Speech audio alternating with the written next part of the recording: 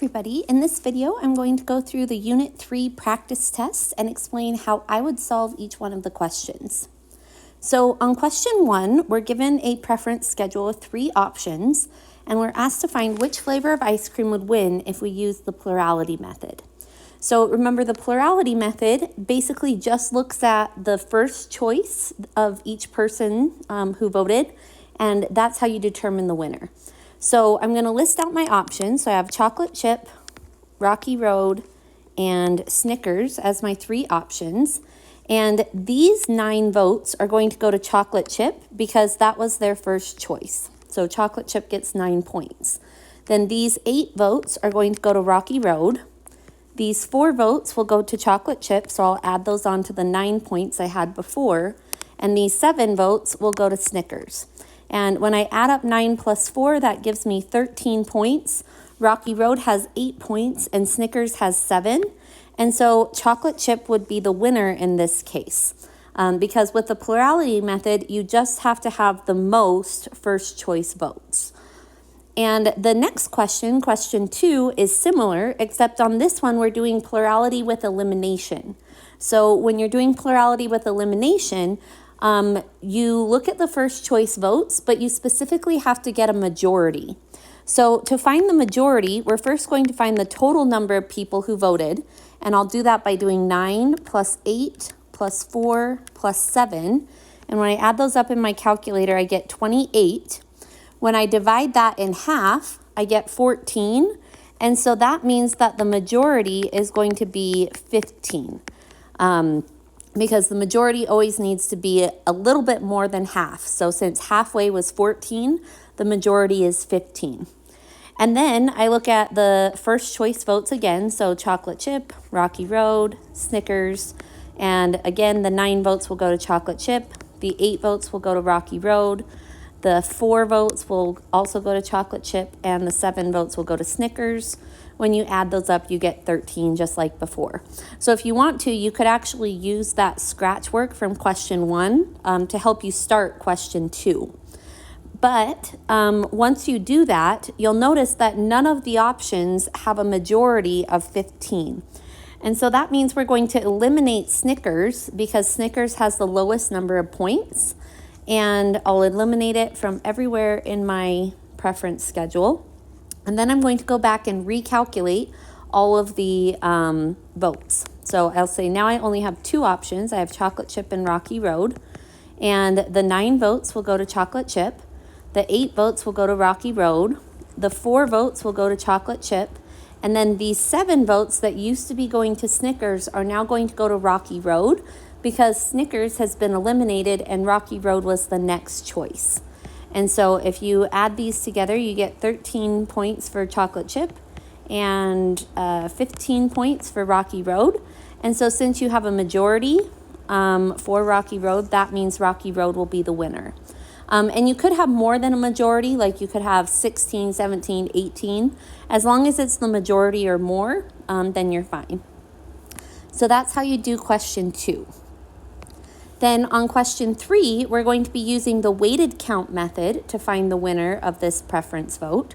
So remember, with the weighted count method, any third choice vote is going to get 1 point because the last choice always gets 1 point, and then it builds up from there. So second choice votes are going to get 2, and first choice votes will get 3 points each. So to figure out which flavor of ice cream will win, I'm just going to go through and calculate the points based on each column of votes. So these 9 votes tell me that chocolate chip is going to get 27 points because if each one of those 9 votes gets 3 points, 3 times 9 is 27. And Snickers is going to get 18 points, and Rocky Road is going to get 9 points. And then for these 8 votes, if I do 8 times 3, that gives 24 points to Rocky Road, 16 points to chocolate chip when you do 2 times 8, and 8 times 1 is 8, so that gives Snickers 8 points. And then I'll do something similar for these 4 votes, so chocolate chip gets 12 points, Rocky Road gets 8, and Snickers gets 4. And then for these 7 votes, 7 times 3 is 21, 7 times 2 is 14, and 7 times 1 is 7. And now I'm just going to go through and calculate out each one of the options. So I'll start with chocolate chip, and I'll say, okay, chocolate chip gets these 27 votes, these 16, or I should say 27 points. It got 9 votes, but 27 points. And then it gets the 16 points here, 12 points here, and 7 points here. So when I add those all up, 27 plus 16 plus 12 plus 7 gives me a total of 62 for the weighted count of chocolate chip. Then I'll go ahead and do my next one. So let's maybe do Snickers next. So Snickers is going to have these 18 points, these 8 points, 4 points, and 21 points. So if I type that in, 18 plus 8 plus 4 plus 21 equals 51 for the weighted count of Snickers. And then for my last one, Rocky Road, I'm going to have these 9 points, 24 points, 8 points, and 14 points. And if I add those up, 9 plus 24 plus 8 plus 14 equals 55. So Rocky Road has a weighted count of 55. And so out of all of these, chocolate chip is going to be the winner because it has the largest weighted count. And that's how you do question 3. On question 4, again, we have the same preference schedule here, and we're asked to find the winner based on the pairwise comparison method. So to do the pairwise comparison method, you need to list all of the pairs that are possible between all of your options. So one way you can make sure you get all the pairs is to do a complete graph where the vertices represent the different options that you have. So in this case, chocolate chip, Rocky Road, and Snickers. And then I can write down all of my pairs as I draw out the complete graph. So chocolate chip needs to be paired with Snickers. So we'll do chocolate chip versus Snickers. Then chocolate chip also needs to be paired with Rocky Road. So chocolate chip versus Rocky Road. And then Snickers and Rocky Road also need to be paired up. And those are all of the possible pairs because I've drawn an edge between each one of the vertices so that they're all adjacent to each other. And you don't have to use the complete graph to do that, but that is one way you can make sure that you got all of the pairs. So in this case, we have 3 pairs, and we'll just look at them one by one. So first, I'll start by looking at chocolate chip versus Snickers. And in this vote, these 9 votes are going to go to chocolate chip because chocolate chip is above Snickers in terms of the preference of those 9 people. So chocolate chip is going to get 9 points. These 8 votes are going to also go to chocolate chip because, again, chocolate chip is higher than Snickers. Even though it wasn't the first choice, it's higher than Snickers was. And so in the pair between chocolate chip and Snickers, that's going to go to chocolate chip. And then these 4 votes are going to go to chocolate chip, again, because chocolate chip is higher than Snickers. And then these 7 votes will go to Snickers because in that preference, those 7 people prefer Snickers before they prefer chocolate chip. And when you add up these numbers, 9 plus 8 plus 4 gives you a total of 21. And 21 is more than 7, and so that means that chocolate chip wins that pair. Then I'll do the same thing for chocolate chip versus Rocky Road. So these 9 votes are going to go to chocolate chip. These 8 votes are going to go to Rocky Road. These 4 votes will go to chocolate chip. And these 7 votes are going to go to Rocky Road because even though it's not the first choice, Rocky Road is a higher preference than chocolate chip is. And when I add these up, I get 13 points for chocolate chip and I get 15 points for Rocky Road. And so Rocky Road won that pair. And then for my last pair, if I'm doing Snickers versus Rocky Road, Snickers is higher than Rocky Road in this case. So Snickers is going to get those 9 votes. Rocky Road is higher than Snickers in this one. So the 8 votes will go to Rocky Road. In this one, Rocky Road is higher than Snickers again. So the 4 votes will go to Rocky Road. And this Snickers is higher than Rocky Road for these 7 votes, so Snickers will get 7. And when you add these up, you get 16 points for Snickers and 12 points for Rocky Road. And so Snickers will win that pair.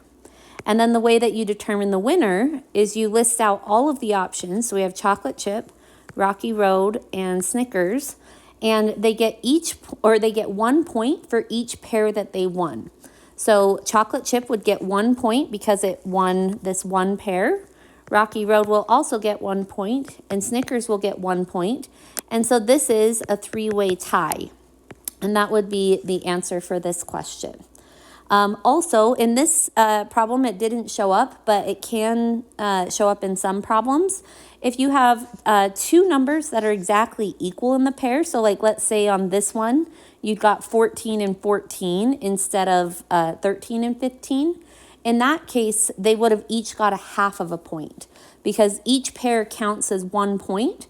And if the two options tie within the pair, then you give a half point to each one. But that didn't apply in this case, although the overall answer was a tie because each answer or each option got 1 point. So that's how you do question 4. And then on question 5, we are going back to using the plurality method, but this time we have 4 choices instead of 3 choices. So just like we did on question 1, we're going to list out all of our options. So we have Agnes, Boyd, Kurt, and Helga. And when I look at each column, these 36 votes are going to go to Agnes, and these 30 votes are going to go to Helga. These 22 votes will go to Boyd. These 10 votes will go to Kurt, and these 4 votes will also go to Kurt. And when I add these up, I get 14 points for Kurt, and then 36 for Agnes, 22 for Boyd, 30 for Helga. And with the plurality method, you don't have to have a majority. That's the plurality with elimination method. So with plurality, we are done at this step, and Agnes is the winner because Agnes has 36 points. So Agnes would be the winner of the plurality method. And then on question 6, we're given the same table again, but this time we're doing plurality with elimination, so we do have to have a majority. So to find the majority, I'll first find the total. And the total in this case is 36 plus 30 plus 22 plus 10 plus 4. And that tells me that 102 people voted in this preference vote. If I divide that number in half, I get 51 as my halfway mark. And so that means that my majority is going to be 52 because 52 is the number that's just bigger than 51. And so in order to win this vote, one of the options has to have at least 52 points or 52 votes. So we'll go through and list them out again. And we have Agnes, Boyd, Kurt, and Helga. And I'll just write down the answers from that last problem we just did. So Agnes got 36 points, Helga got 30 points, Boyd got 22, and Kurt got 14. And we can see that none of them have a majority right now because none of them have 52 or higher. So we're going to eliminate Kurt from the vote because Kurt had the least amount of first choice votes. So I'll eliminate Kurt everywhere in my table. And when I do that, then I need to go through and recalculate everybody's points. So Agnes will have 36 points from this first column. Let me just write out the other two real quick. These 30 votes will go to Helga. These 22 votes will go to Boyd. These 10 votes are also going to go to Boyd because when Kurt is eliminated, Boyd is the next choice. And these 4 votes are also going to go to Boyd. And when you add that up, you end up with 36. And so we have Agnes at 36, Boyd at 36, and Helga at 30. Again, none of them have a majority, so that means we need to do another round of elimination. And Helga is going to be the one that's eliminated because Helga has the smallest number of points. So I'll go through and eliminate Helga through the whole table. And now I'm just calculating between Agnes and Boyd. And I go through each one of the votes, and these 36 votes will go to Agnes. These 30 votes are going to go to Boyd because Boyd is higher than Agnes. Even though he's third choice, since Helga and Kurt were eliminated, Boyd is the substitute first choice now. And then these 22 votes will also go to Boyd. The 10 votes will go to Boyd, and the 4 votes will go to Boyd. And so if we add up 30 plus 22 plus 10 plus 4, that tells us that Boyd's number is 66. And 66 is a majority or more. It's quite a bit more, actually. And so that means that Boyd is going to be the winner of the plurality with elimination method. And then for question 7, this one we're doing the weighted count method. So just like on question 3, we say that fourth choice is going to get 1 point because the last choice always gets 1 point. And then we build up from there. So third choice will get 2 points, second choice will get 3 points, and first choice will get 4 points this time. When we did question 3, first choice got 3 points, but that's because there were 3 options. And so now since we have more options, first choice essentially gets more points. So I'm going to go through and figure out how many points each column contributes to each option. So if I do 36 times 4, that gives 144 points to Agnes. If I do 36 times 3, 36 times 3, that gives 108 points to Kurt. If I do 36 times 2, that gives 72 points to Helga. And 36 times 1 is obviously just going to be 36. Then if I do 30 times 4, that's the same thing as 3 times 4 times 10. So that's going to be 12 with a 0 at the end. 30 times 3 will be 90. 30 times 2 will be 60. And 30 times 1 is 30. And then if I do 22 times 4, that's going to give me 88. 22 times 3 is going to give me 66. 22 times 2 is 44. And 22 times 1 is 22. Then 10 times 4 is 40. 10 times 3 is 30. 10 times 2 is 20. 10 times 1 is 10. And then 4 times 4 is 16. 4 times 3 is 12. 4 times 2 is 8. And 4 times 1 is 4. So all of these numbers show me how many points each person is getting from the votes in that column. So now that I've got that, I'm going to go through and add up the points for each person. So to find Agnes's points, I'm going to do 144 plus 30 plus 22 plus 10 plus 8. So when I type that in my calculator, 144 plus 30 plus 22 plus 10 plus 8 gives Agnes a weighted count of 214. Then I'll do the same thing for Boyd, and I'll say, okay, Boyd gets these 36 points, plus 60 points, plus 88 points, plus 30, plus 12. So when I type that into my calculator, 36 plus 60, plus 88, plus 30, plus 12 equals a total of 226 for the weighted count there. And then for Kurt, if I do 108 plus 90 plus 44 plus 40 plus 16, I think Kurt's probably going to be the winner because that's going to give you a pretty big number. So 108 plus 90 plus 44 plus 40 plus 16 gives you 298. So yeah, he's pretty much going to be the winner, but we'll go ahead and add up Helga's numbers anyway. So Helga gets 72, 120, 66, 20, and 4. And so what does that equal? 72 plus 120 plus 66 plus 20 plus 4 gives a weighted count of 282. And so Kurt is going to be the winner of the weighted count method. And then on question 8, we're asked to find the winner using the pairwise comparison method. So again, remember we need to list out all of the possible pairs in order to do the pairwise comparison method.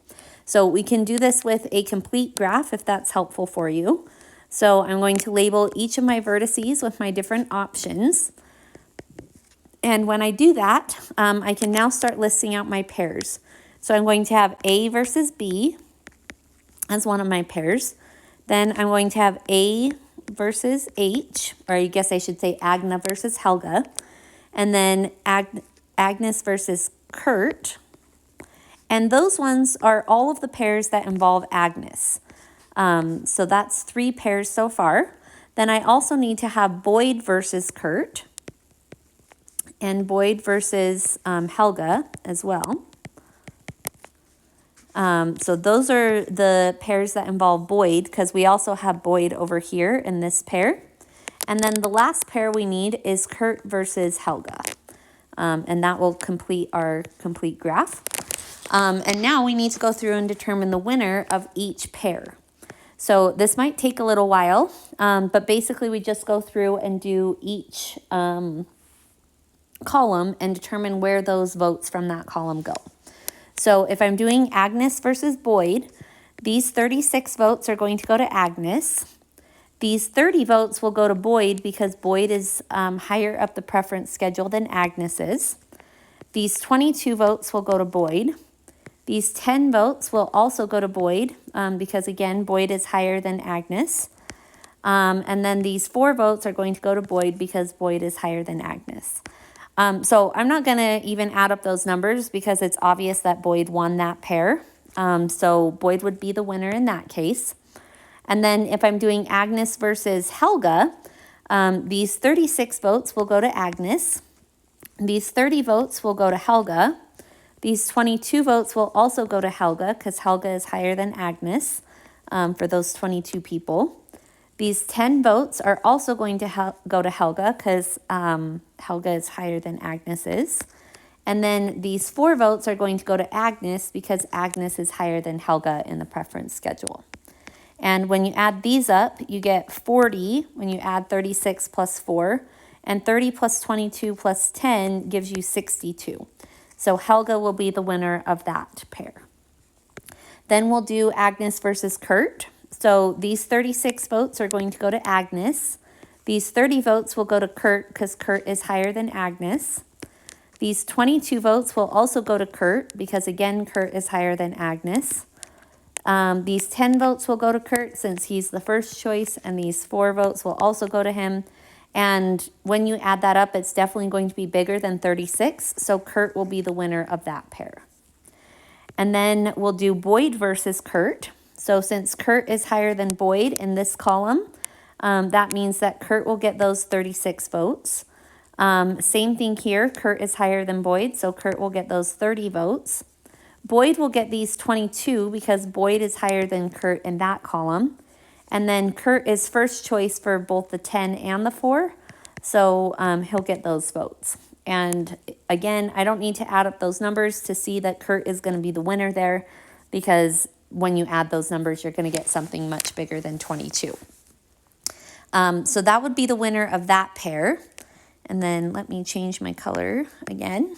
So now we're going to do Boyd versus Helga. So Helga is higher than Boyd in this column, so Helga will get those 36 votes.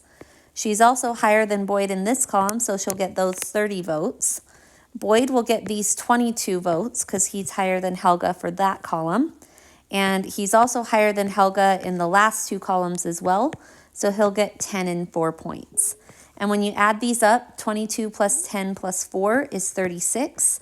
And 36 plus 30 is 66. So Helga is going to win that pair. And then our very last pair, Kurt versus Helga. If we look at Kurt and Helga in the first column, Kurt is higher, so he'll get those 36 votes. Helga will get the 30 votes in the second column.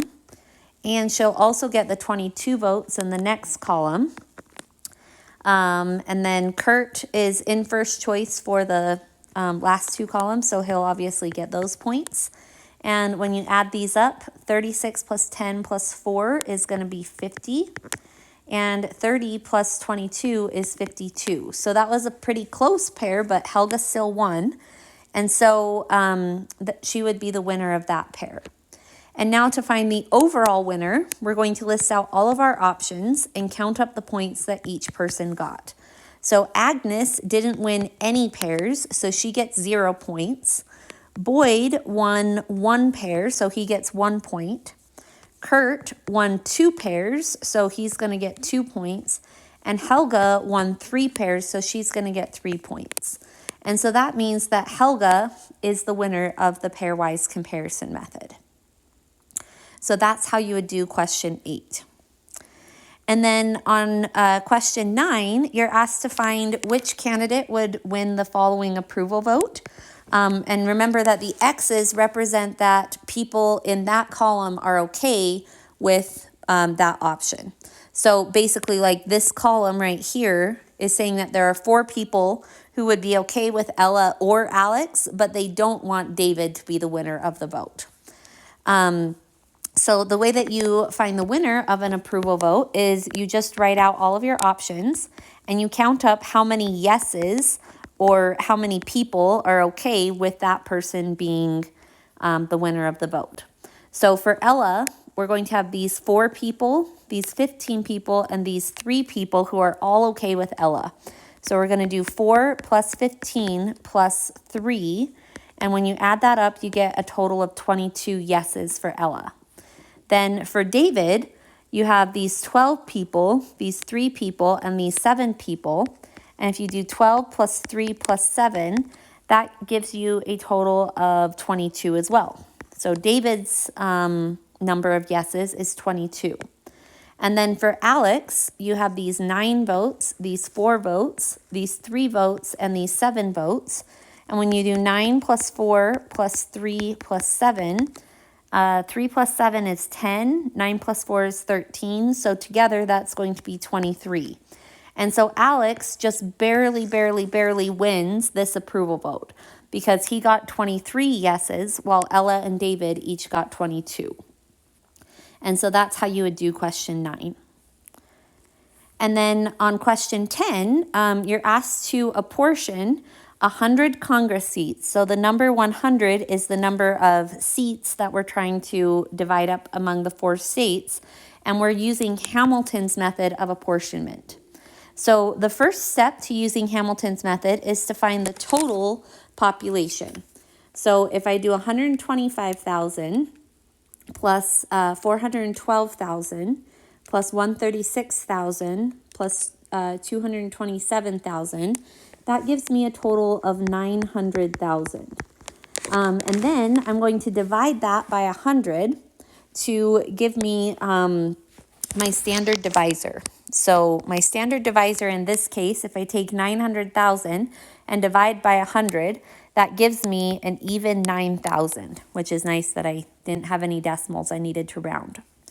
And then I'm going to take each individual population and divide by that number to find my standard quota. So when I do 125,000 divided by 9,000, I get 13.88888.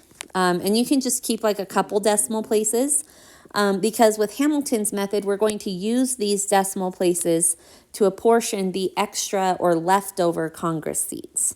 So that's the quota for state A, which is basically saying that state A, if you divided it up perfectly equally, would have 13.8 representatives. But obviously you can't have a decimal of a representative. And so we're going to have 13 representatives for state A because you always round it down. And then I'll do the next state. So state B, if I do 412,000 divided by 9,000, that tells me that I should have 45.7777 representatives, which if you round down would be 45 representatives. Then for state C, we do 136 divided by 9,000. That gives us 15.11111 representatives, which is 15 if you round that down. And then 227,000 divided by 9,000 equals 25.2222 representatives. So if we round that down, that's 25 representatives. And when we add up all of the representatives and we do 13 plus 45 plus 15 plus 25 representatives, the lower quota has taken care of distributing 98 Congress seats. But we have 100 Congress seats that we still, or that we want to apportion in total. And so we need to give the 2 extra Congress seats to get from 98 up to 100 to the states with the largest decimal in the standard quota. So in this case, an 8 and a 7 are our biggest numbers in the 10th place because they're both bigger than 1 and 2. And so that means that those 2 states will get an extra representative. So state A will get 14, state B will get 46, and then state C and D will just keep the 15 and 25. And those numbers do add up to 100, and so that tells us that our apportionment has been done correctly. And so these 4 answers would be the correct answer for question 10. And then on question 11, we have a small school district with 3 elementary schools, and we're trying to apportion 18 teachers to these elementary schools. So this time, though, we're using Jefferson's method, which means rather than looking at the decimals to determine the apportionment of the extra teachers, we're going to modify our divisor instead. So to start off the problem, we need to figure out the total number of enrollments. So we'll do 213 plus 168 plus 195. That gives us a total number of students of 576. When I divide that by 18, I get a standard divisor of 32. And when I divide all of these numbers by 32, 213 divided by 32 is 6.656, but you don't have to worry about the decimal part, you just round down. So the lower quota for that one would be 6. And then 168 divided by 32 is 5.25, and when you round that down, that's just 5. 195 divided by 32 gives 6.093, and when you round that down, that gives you 6. Now, when we add up these lower quotas, 6 plus 6 is 12, plus 5 is 17, and we want to apportion 18 teachers. And so with Jefferson's method, what we're going to do is we're going to modify our divisor. So my modified divisor is going to be a number that is smaller than the standard divisor. So I'm just going to try the number 31 and see if that works. So if I do 213 divided by 31, that gives me 6.8.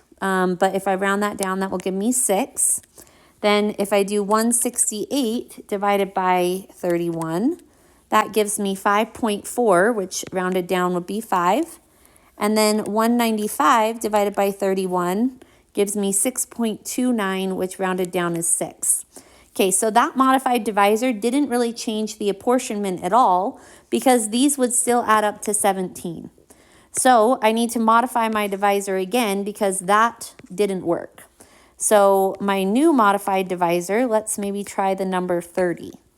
And if I do 213 divided by 30, that gives me 7.1, which rounded down would be 7. And then if I do 168 divided by 30, that's going to give me 5.6, which rounded down is 5. And then if I do 195 divided by 30, that gives me 6.5, which rounded down would be 6. And when I add up 7 plus 5 plus 6, 7 plus 5 is 12, plus 6 is 18, and that 18 matches the 18 teachers I'm trying to apportion. And so that means that that one worked. So my apportionment is going to be that Alpine gets 7 teachers, Bridgeline gets 5, and Canyon gets 6. And so this would be the correct answer for question 11. And when you are working on this, the reason why I included this column here is just so that you have space to write out all of your attempts, because you may have to do it a couple times like I did in order to find a modified divisor that works. But if you get it on your first try, the numbers in this column should be the same as your apportionment column. So those are all of the correct answers for the Unit 3 practice test. If you have any questions, let me know.